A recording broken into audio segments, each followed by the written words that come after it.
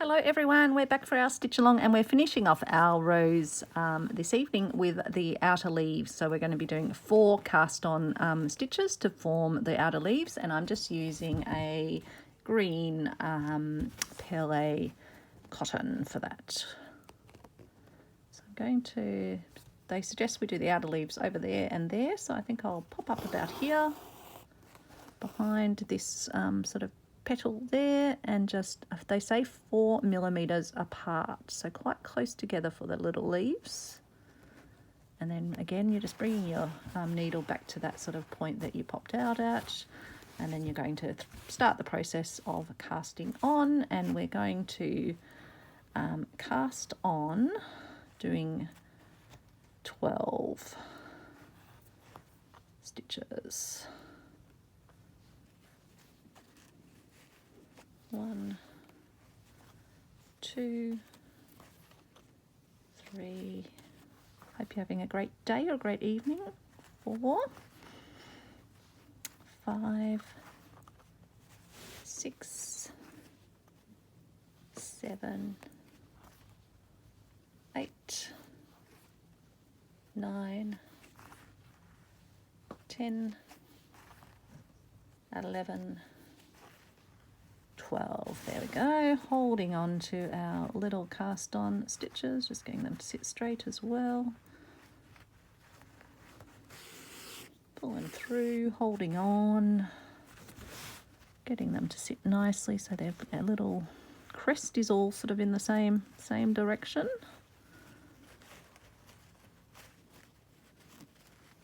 Just giving them a little massage if they need it. Nice that they get a nice little massage.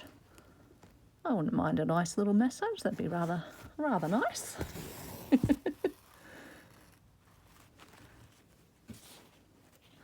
Okay, and then we're going to pop up inside that one to do our next little leaf. Now I've got to stay on schedule tonight because the premiere will be showing soon of an episode that I'll be watching with all of you shortly, so I can't miss the chat, so better watch the time. So we're going to do another 12. 2, 3, 4, 5, 6, 7, 8, 9, 10, 11, 12. There we go. Holding onto it, pulling through, making sure it looks the way we want it to look. Oh, that one came through nicely. Didn't have to massage that one at all. Obviously didn't want my massaging. Okay, they look good. I think I've almost got the hang of this cast on rose thing. I shouldn't speak too soon, of course.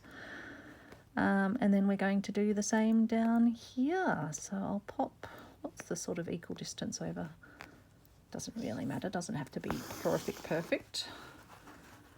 So we'll just, about 4 millimeters again, so not a big distance that you're making that first little stitch. And then we're going to do our 12. 1, 2,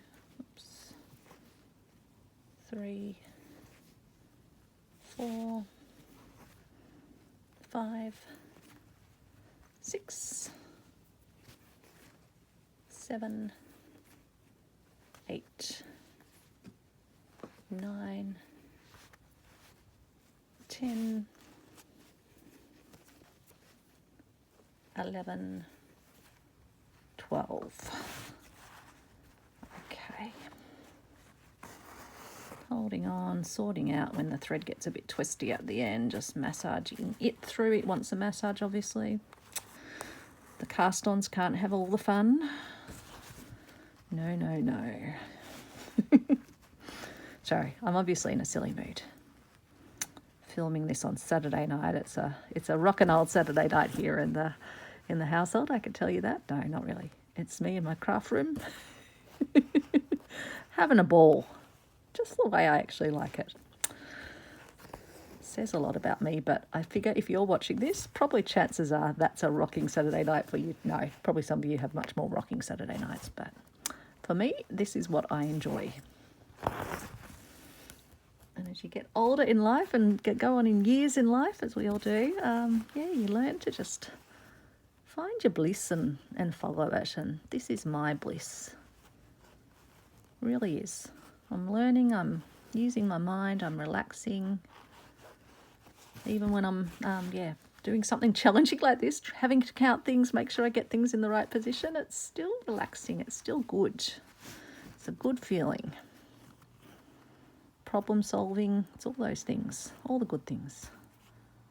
You get a real sense of satisfaction even when things don't quite work, it's still you kind of learn from it. Like you look at it and you go, oh, maybe I'll just do this a bit differently next time.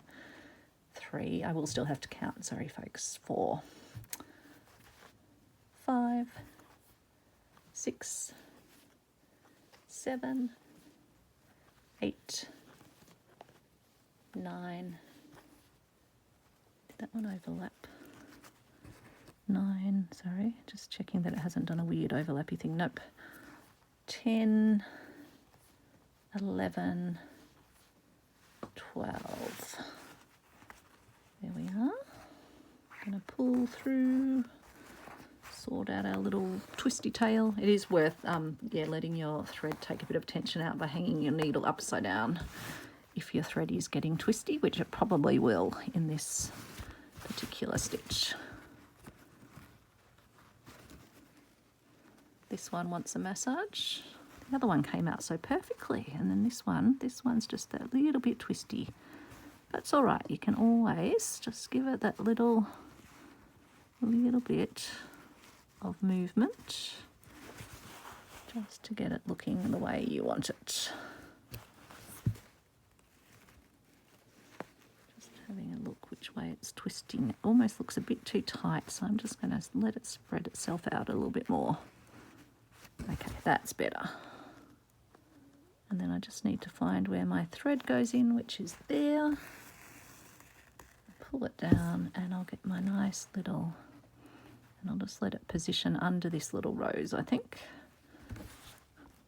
See how that looks. I think that's pretty good. So I think we'll tie it off on the back. Oops. Again, I've done my trick, unthreaded the needle and the final tie. I'll just sort that out later. Put the needle aside and let's have a look at our rose. And I reckon we should be pretty proud of our rose and proud that we got something so pretty out of that stitchery.